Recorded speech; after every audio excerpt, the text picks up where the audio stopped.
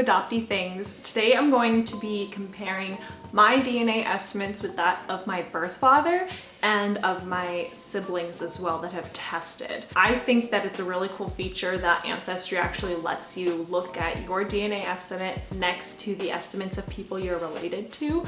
I think especially when it comes to siblings, half-siblings, parents, I think that it can be really helpful and interesting to see what you may have inherited from which side, especially if the two sides are very different.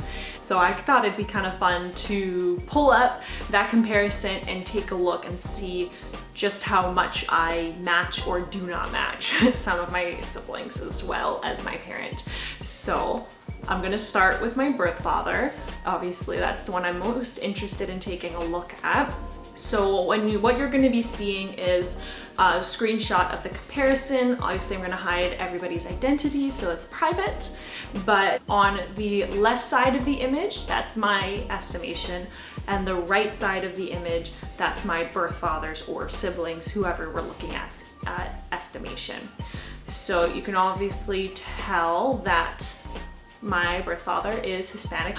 He's got some pretty high percentages that I was honestly really surprised to see. I was expecting him to have more English in him, but he doesn't actually have any English at all, or only a tiny bit of Europe at all, but outside of Spain, of course.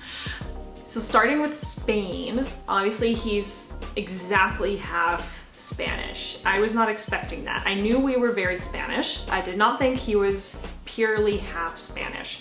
Now, his maternal line is pretty much 100% Spanish. It's not often that you see that, where a family line is that straightforward, but his mother's side is very Spanish, so that's where he gets the 50%. Now, I'm surprised that I didn't inherit more of that percentage. As you can see, I'm at 15%.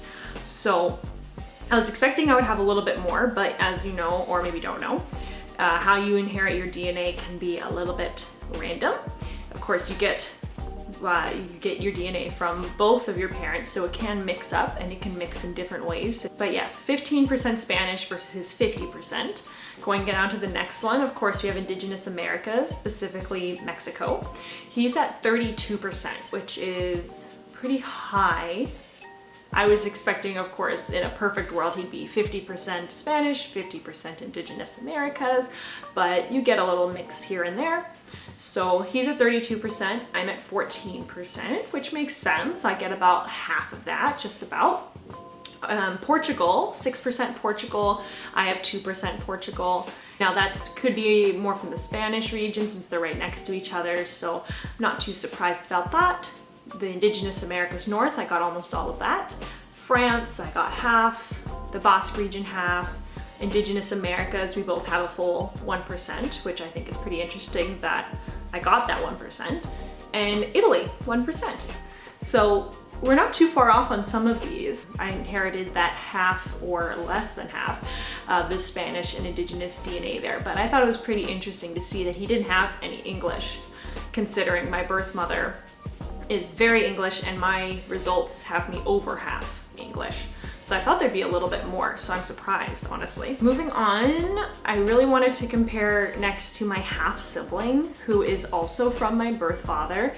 So this would be my half-sister, and she is from the same birth father, and I really wanted to compare. Okay, so this is my half-sister. We share the same birth father, the one you just saw. I thought it'd be cool to compare us as well to see what we inherited from him.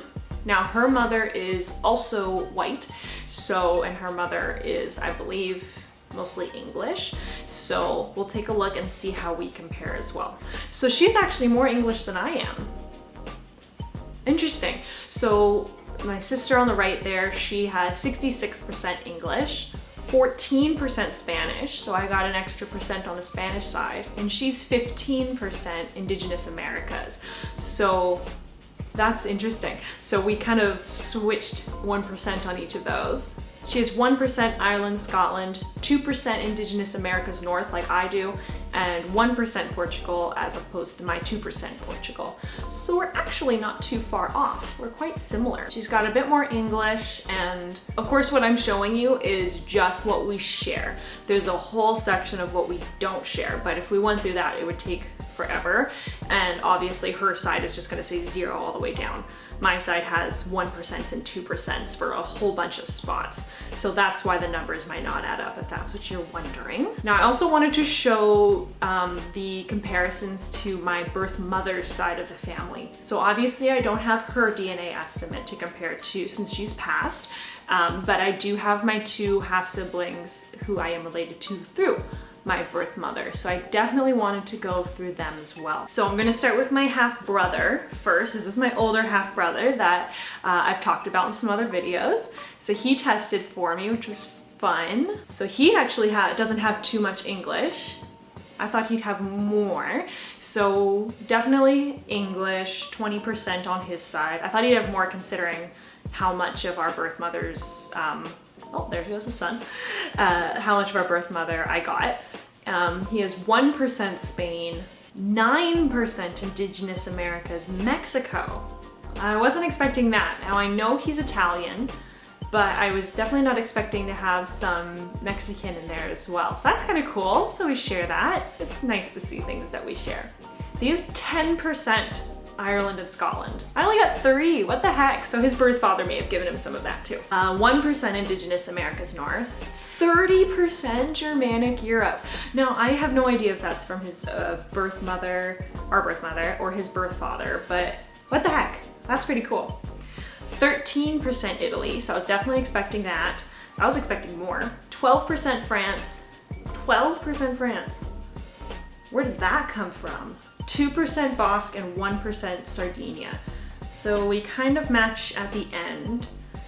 It's cool to see how much we share of certain things that I wasn't expecting, like Indigenous Americas, but he has 30% Germanic Europe. I was definitely expecting to see a lot more Italy, but he definitely has the Italy in there, which is cool. And last but not least, I'm going to show my sister. So this is my sister from the same birth mother with my brother as well. So all 3 of us have the same birth mother. Now, she and I don't share as much just because she is white on both sides, so both birth mother and birth father. So there won't be any Hispanic or Indigenous Americas for her. So we share a whole lot of English, obviously. So she's got 46% England, Wales, Northwestern Europe, 21% Ireland, Scotland, 26% Germanic Europe, 5% Eastern Europe and Russia, and 2% Sweden. So obviously she's got the most of the European. I'm surprised to see so much Ireland, Scotland, and Germany. Now I know her birth father, looks like at least, definitely has some Irish, Scottish, and German. So she's gonna get a lot from that side as well.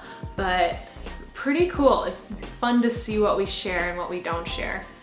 But she also looks the most like our birth mother. They're twins. It's crazy. That's how I recognized her when she first reached out to me, because she looks almost exactly like her.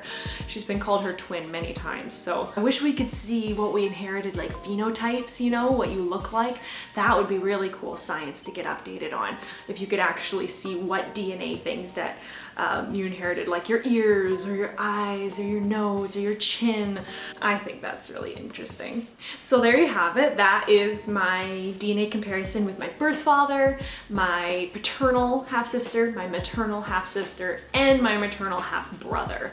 If you haven't checked out that part of Ancestry DNA's tools, I highly recommend you do. It's a lot of fun to see how you compare to the people you're related to, and you never know what you might share. Until next time.